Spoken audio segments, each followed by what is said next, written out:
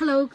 ဒါလေးကကြတော့လေ Q ခွေချက်ပြင်လို့ပြောတဲ့ဟာလေးဒါလေးလည်းနှစ်တရာတိုင်းမှုချစ်ပိုးလေးနဲ့ခပ်ပေးထားတယ်ဒါကကြတော့ install ကတော့နောက်အုပ်ရှိမယ်ဒီသပုံစံတဲ့ဘက်ကိုနောက်အုပ်ရှိထားမယ်ဒီလိုချက်ပြင်လေးနဲ့အပြည့်ပေါ့နော်ဒီလိုလေးသူကကျတော့ဒီဘက်အပါ1စအုပ်ပါတ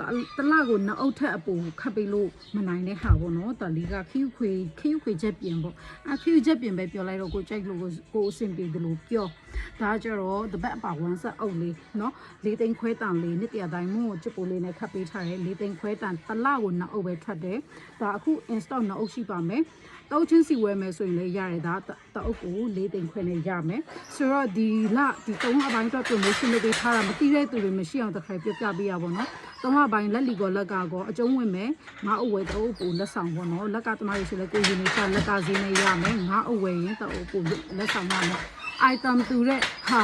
ငါအုပ်ဝယ်ရင်တအုပ်ကိုရမယ်အဲ့ဒါတခုလို့ရှိရတော့အဲ့ဒီ promotion ကကျွန်တော် install ထဲနဲ့လည်းရရင်လည်းရသွားမယ် install မဟုတ်ဘဲနဲ့နောက်အုပ်လို့3အုပ်လို့ဆိုရင်လည်းစောင့်ရမယ်ဒါမှလည်းကိုက promotion နဲ့ရချင်တယ်ဆို promotion နဲ့မှာမယ်ဆိုရင်ကတော့ငွေတစ်ခါလေးငွေကြိုချေပြီးမှပဲ order confirm ထားပြီးမှပဲအကူလက်ဆောင်နေကြပြီပေါ့နော်အဲ့လိုမျိုးပဲရှိရဲဒါကျတော့ခရုခွေချက်ပြင်တစ်ပတ်အပေါ1 set အုပ်ပဲဖြစ်တယ်ပေါ့နော်